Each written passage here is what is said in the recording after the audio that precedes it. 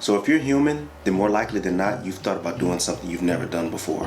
Even if that something is a little bit crazy or out of the realm of what's normal to you. And that's kind of what's gotten me into this place that I am right now. I didn't do anything that's crazy or anything like that, but it's got me here. Now, if you watched the last video, you probably already know that I'm no longer in Germany. I'm not going to tell you exactly where I'm at the moment. You'll have to stay tuned to the channel to find that out. But I will say that in this moment, I'm in a cozy Airbnb room that I found for cheap. And being that I had such a long trip, it was getting a little spendy. Cheap is the name of the game. But to be quite honest, I have no complaints about this place. It has everything I need and it's going to get the job done.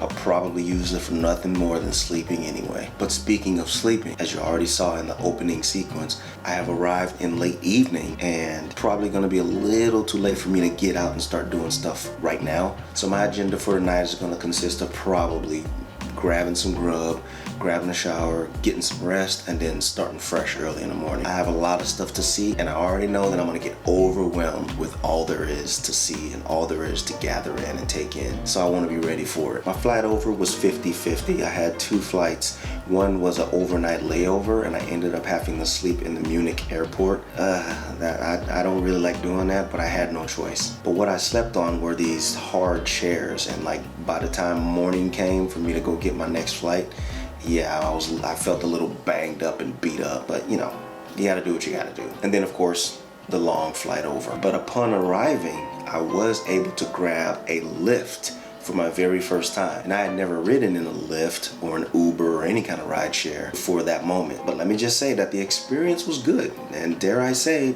I think this Lyft and Uber idea is a grand concept. So yeah, I grabbed the Lyft, lifted me on over to here, and here I am getting ready for this adventure. So if you think you know where I am already, put down in the comments, I know where you are.